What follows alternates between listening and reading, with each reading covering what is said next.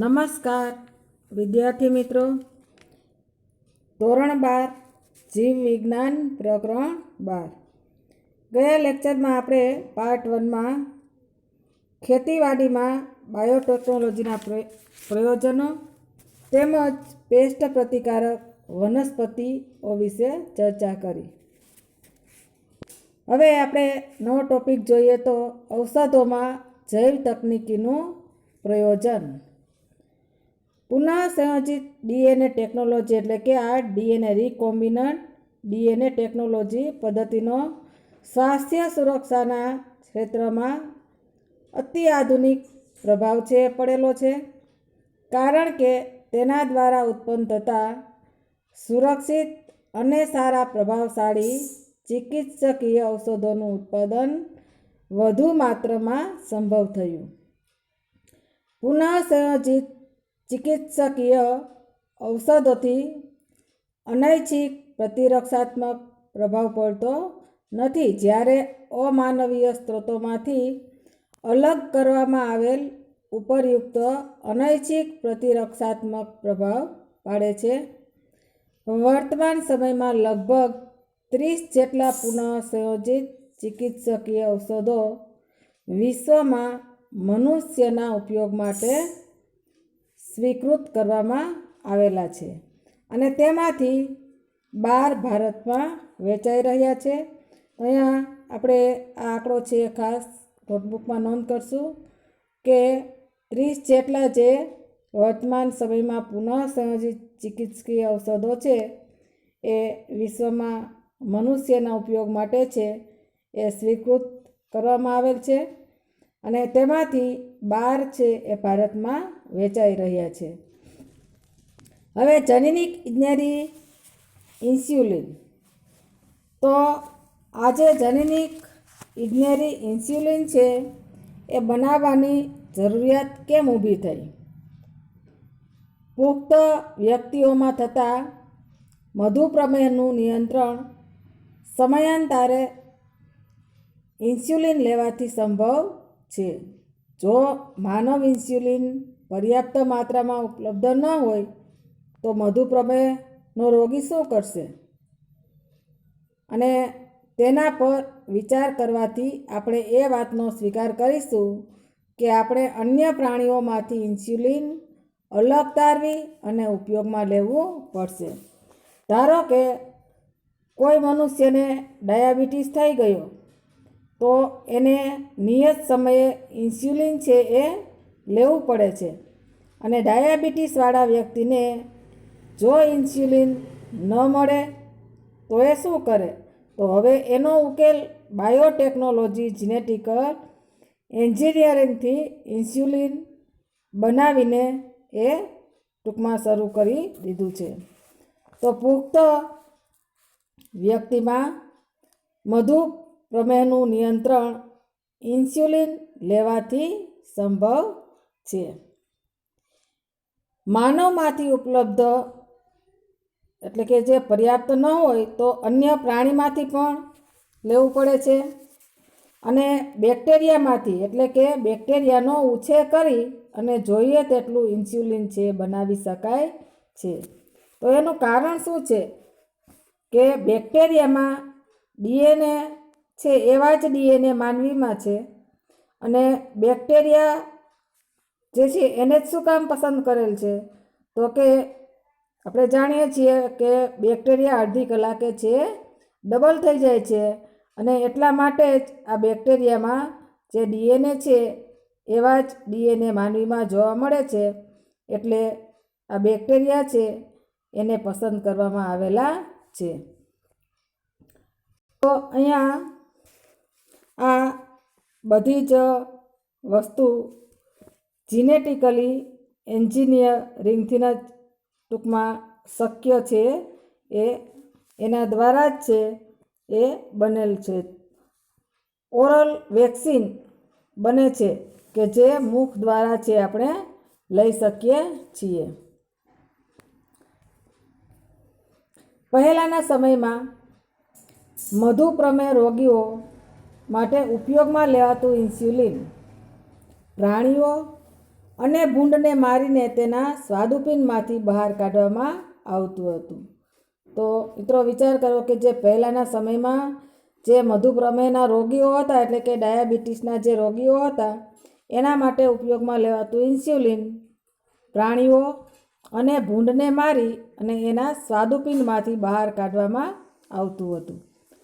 પ્રાણીઓમાંથી પ્રાપ્ત થતા ઇન્સ્યુલિન દ્વારા કેટલાક દર્દીઓને એલર્જી અથવા પડજાત પ્રોટીન પ્રત્યે બીજી પ્રતિક્રિયાઓ છે, ટૂંકમાં સાઈડમાં એની ઇફેક્ટ થતી કે બીજી પ્રતિક્રિયાઓ છે એ થવા લાગી હતી.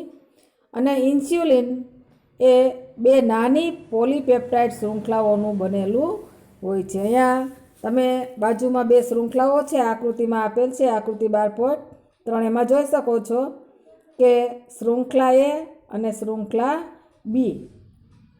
તો આ જે 2 નાની પોલીપેપ્ટાઇડ શૃંખલાઓનું બનેલ હોય છે. અને શૃંખલા એ અને શૃંખલા બી જે એકબીજા સાથે ડાયસલ્ફાઇડ બંધ દ્વારા જોડાયેલ હોય છે. તો અહીંયા પણ આપણે આ પ્રશ્ન છે એને નોંધ કરશું કે શૃંખલા એ અને શૃંખલા બી એ કયા બંધ દ્વારા છે જોડાયેલ હોય છે, તો કે ડાયસલ્ફાઇડ બંધો દ્વારા છે જોડાય છે. અને મનુષ્ય સહિત સ્તનધારીઓમાં ઇન્સ્યુલિન પ્રો અંતઃસ્ત્રાવ એટલે કે પ્રો ઉત્સેચકની જેમ પ્રો અંતઃસ્ત્રાવને પૂર્ણ પરિપક્વ અને ક્રિયાશીલ અંતઃસ્ત્રાવ બનતા પહેલાં તેને પ્રક્રિયાકૃત થવાની આવશ્યકતા હોય છે. તો આ જે પ્રો અંતઃસ્ત્રાવ તરીકે એ સંશ્લેષિત કરવામાં આવે છે કે જે વધારે ખેંચાયેલ હોય છે, જેને સી પેપ્ટાઇડ કહે છે. તો મિત્રો અહીંયા આ પણ પ્રશ્ન જે છે એની ખાસ નોટબુકમાં નોંધ કરશું. તો આપણને પ્રશ્ન પૂછાય કે ઇન્સ્યુલિનના વધારે ખેંચાયેલા ભાગને શું કહે છે, તો યાદ રાખશું કે જેને આપણે સી પેપ્ટાઇડ તરીકે ઓળખીએ છીએ.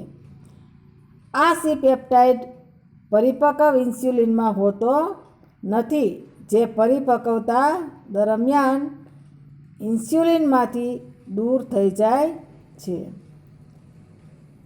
આ ડીએનએ એટલે કે રિકોમ્બિનન્ટ ડીએનએ ટેકનોલોજીનો ઉપયોગ કરી અને મેળવાતા ઇન્સ્યુલિન ઉત્પાદનનો મુખ્ય પડકાર એ છે કે ઇન્સ્યુલિનને એકત્રિત કરી અને પરિપક્વ સ્વરૂપમાં તૈયાર કરવું.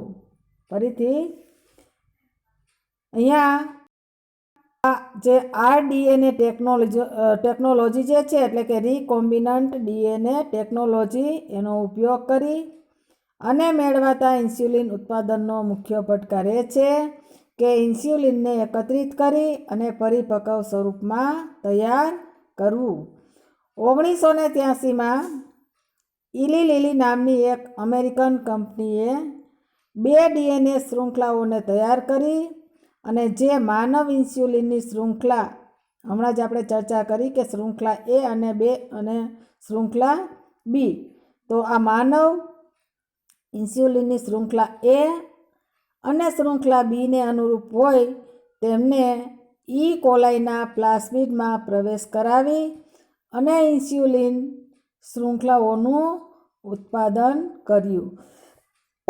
આ અલગ રીતે ઉત્પાદન કરેલ શૃંખલા એ અને શૃંખલા બીને અલગ તારવી અને ડાયસલ્ફાઇડ બંધ દ્વારા એકબીજા સાથે જોડી અને માનવ ઇન્સ્યુલિનનું ઉત્પાદન કર્યું. તો અહીંયા પણ આપણે એક ખાસ પ્રશ્ન છે એને નોંધ કરશું. તો પેન અને નોટબુક તેમજ બુક સાથે જ રાખશું અને નોટબુકમાં કેટલાક પ્રશ્ન છે એની નોંધ કરતા રહેશું. અહીંયા આપણને પ્રશ્ન પૂછી શકાય કે માનવ ઇન્સ્યુલિનનું ઉત્પાદન કઈ કંપની દ્વારા છે કરવામાં આવ્યું હતું, તો 1983માં ઇલી લીલી નામની એક અમેરિકન કંપની જે છે એ કંપનીએ 2 ડીએનએ શૃંખલાઓને તૈયાર કરી અને માનવ ઇન્સ્યુલિનની શૃંખલા જે છે એ તૈયાર કરી હતી. તો આ ઇલી લીલી કંપની છે એને આપણે ખાસ નોંધ કરશું.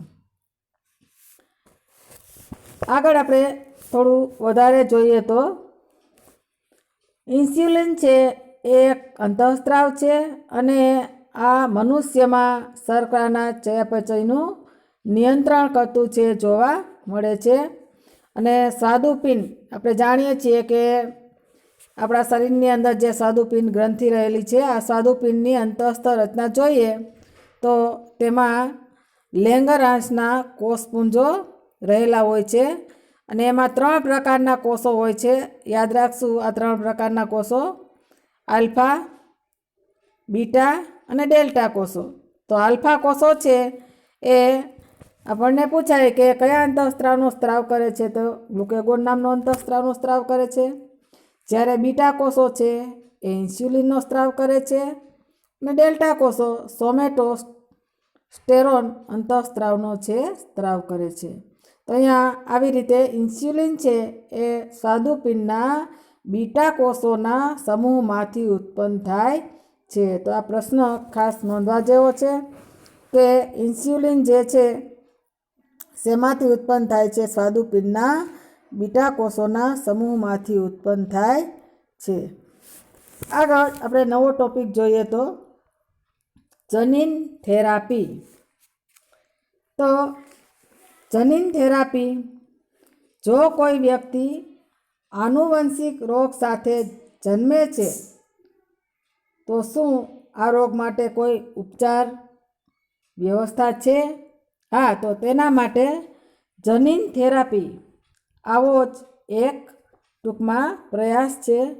અને જનીન થેરાપીમાં એ પદ્ધતિનો સમાવિષ્ટ થાય છે કે જેનાથી જો કોઈ બાળક કે ભ્રૂણમાં નિદાન કરવામાં આવેલ જનીન ક્ષતિઓનો સુધારો કરવામાં આવે છે અને જેમાં રોગની સારવાર માટે જનીનોને વ્યક્તિના કોષોમાં અથવા તો પેશીઓમાં પ્રવેશ કરાવવામાં આવે છે. તો અહીંયા કહેવાનું શું છે કે આ જનીન થેરાપી જે છે એ જન્મતા જે નાના બાળક છે અથવા તો ભ્રૂણ, એના જો જનીનમાં કોઈ ક્ષતિ હોય તો એનો સુધારો કરવા માટે એનો ઉપયોગ છે થતો જોવા મળે છે. અને જેનાથી આ રોગની સારવાર છે એ જનીનોને વ્યક્તિના કોષોમાં અથવા તો પેશીઓમાં પ્રવેશ કરાવવામાં આવે છે. જનીનિક ખામીની સારવારમાં વ્યક્તિ અથવા તો ભ્રૂણમાં સામાન્ય જનીનોનો પ્રવેશ કરાવવામાં આવે છે. એટલે કે અહીંયા જે ક્ષતિગ્રસ્ત જનીનો છે એમાં સામાન્ય જનીનો છે એનો પ્રવેશ કરાવાય છે અને જે નિષ્ક્રિય જનીનની ક્ષતિપૂર્તિ કરી અને તેના કાર્યોને સંપન્ન કરે છે. જનીન થેરાપી, આ જે જનીન થેરાપી છે એનો સૌ પ્રથમ પ્રયોગ આપણે યાદ રાખશું 1990માં એક 4 વર્ષની છોકરીમાં એડિનોસાઇન ડીએમિનેઝ એટલે કે ADA એની ઉણપને એટલે કે ક્ષતિને દૂર કરવા માટે કરવામાં આવ્યો હતો. તો અહીંયા ADA એનું આપણે પૂરું નામ પણ યાદ રાખશું, એડિનોસાઇન ડીએમિનેઝ. તો આ જનીન થેરાપીનો સૌ પ્રથમ પ્રયોગ 1990માં એક 4 વર્ષની છોકરીમાં એડિનોસાઇન ડીએમિનેઝની ઉણપ એટલે કે એની ક્ષતિને દૂર કરવા માટે કરવામાં આવ્યો હતો. અને આ ઉત્સેચક રોગ પ્રતિકારકતામાં અતિ આવશ્યક હોય છે. આ સમસ્યા એડિનોસાઇન ડીએમિનેઝ માટે જવાબદાર જનીનના લોપ થવાથી થાય છે. એટલે કે કોઈ જનીન છે એનો જો લોપ થાય તો એના હિસાબે છે આ સમસ્યા ઊભી થતી જોવા મળે છે. તો ADAનો કાયમી ઉપચાર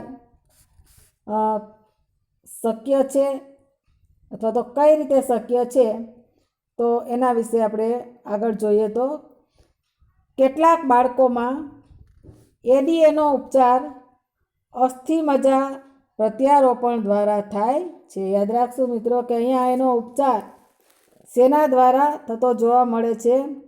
તો કેટલાક બાળકોમાં આજે એડીએનો ઉપચાર છે અસ્થિમજ્જા પ્રત્યારોપણ દ્વારા છે એ થતો જોવા મળે છે, જ્યારે કેટલાકમાં ઉત્સેચક રિપ્લેસમેન્ટ થેરાપી દ્વારા પણ કરવામાં આવે છે, જેમાં સિરિંજ દ્વારા રોગીને સક્રિય એડીએ આપવામાં આવે છે. અને ઉપરયુક્ત બંને ક્રિયાઓમાં એ મર્યાદા છે કે તે બંને સંપૂર્ણપણે રોગનાશક નથી. યાદ રાખશું કે આપણે જે આ ઉપર બંને પ્રક્રિયાની વાત કરી એના માટે એ બંને સંપૂર્ણપણે રોગનાશક નથી, પણ જનીન થેરાપીમાં સર્વપ્રથમ રોગીના રુધિરમાંથી લસિકા કોષોને બહાર કાઢી અને તેનું સંવર્ધન કરાવવામાં આવે છે, એટલે કે એનું ગુણન કરાવવામાં આવે છે.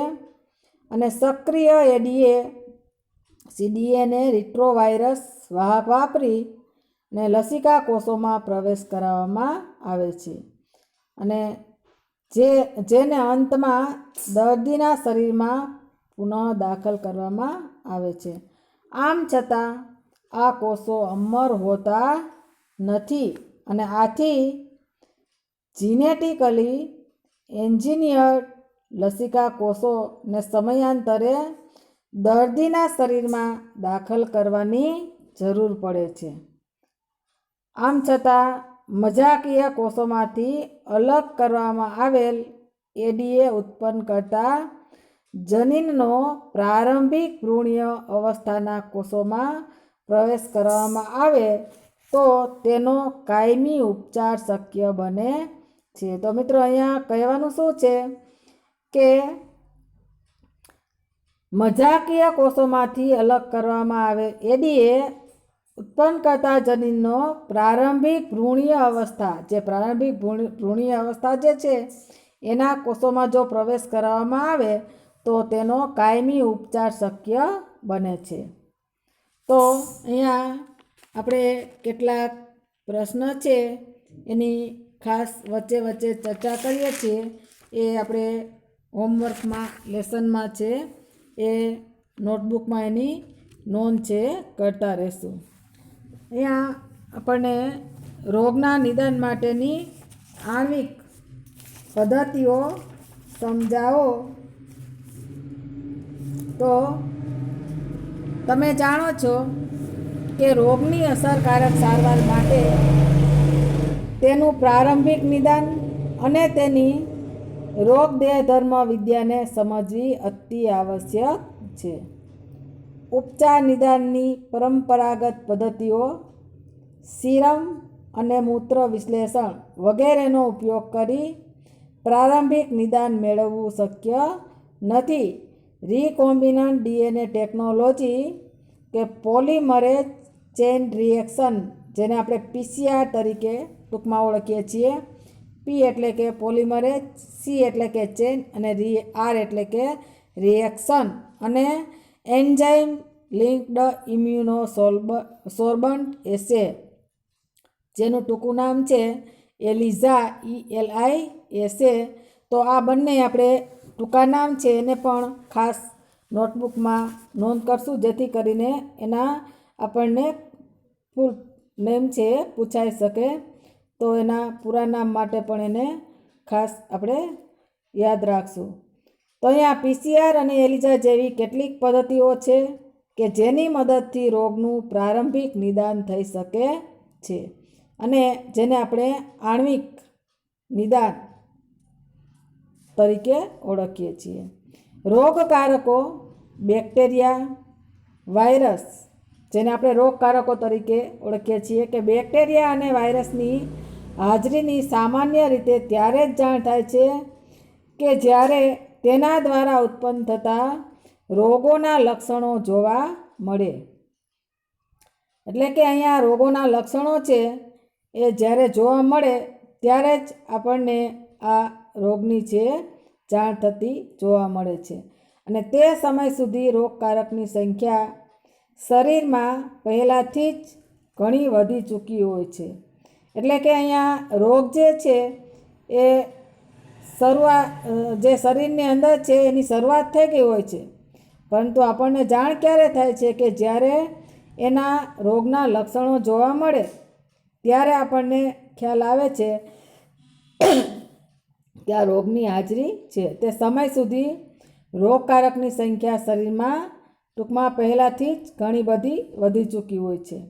જ્યારે બહુ ઓછી સંખ્યામાં બેક્ટેરિયા અથવા વાયરસ એ સમય કે જ્યારે રોગના ચિહ્નો સ્પષ્ટ દેખાતા ન હોય, એટલે કે રોગની શરૂઆત થઈ ગઈ હોય પરંતુ રોગના ચિહ્નો છે સ્પષ્ટ દેખાતા હોતા નથી, અને ત્યારે તેની ઓળખ પીસીઆરની મદદથી તેના ન્યુક્લિક એસિડના પ્રવર્ધન દ્વારા કરી શકીએ છીએ, એટલે કે એમ્પ્લિફિકેશન દ્વારા એને આપણે કરી શકીએ છીએ.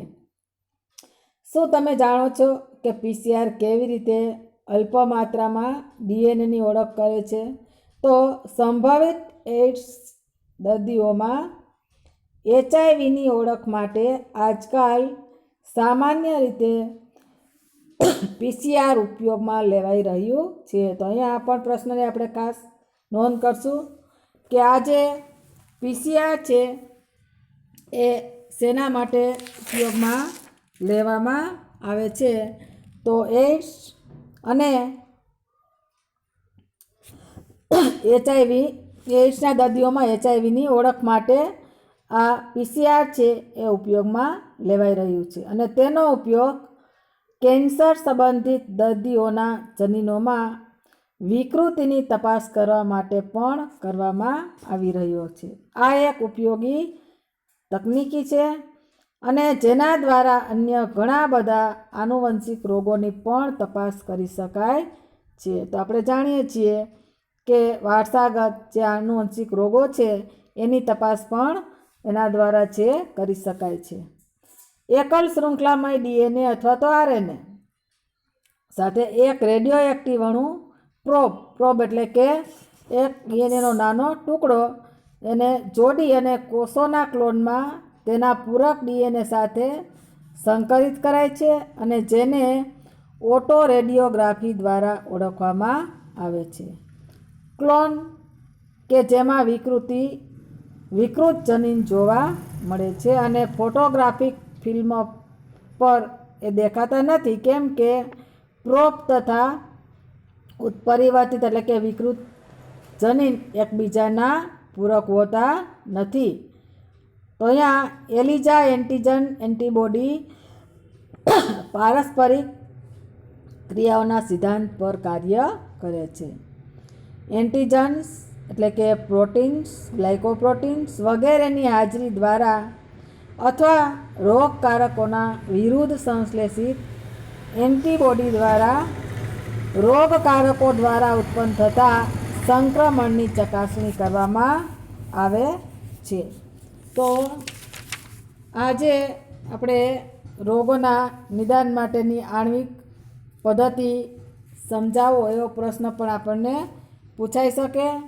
અને બીજું કે આપણે વાત કરીએ એમ ELISA એટલે કે એલિઝાનું પૂરું નામ જણાવો, અથવા તો આપણે છેલ્લે ચર્ચા કરી કે પીસીઆર જે છે કયા રોગોની જાણકારી માટે ઉપયોગમાં આવે છે. તો એઇડ્સના દર્દીઓમાં એચઆઈવીની ઓળખ માટે પીસીઆર છે એનો ઉપયોગ થાય છે. તો આ કેટલાક પ્રશ્નો છે એની આપણે ખાસ નોંધ કરશું, અને હવે આગળ પારજનનિક પ્રાણીઓ નેક્સ્ટ લેક્ચરમાં આપણે જોશું. અસ્તુ, થેન્ક યુ.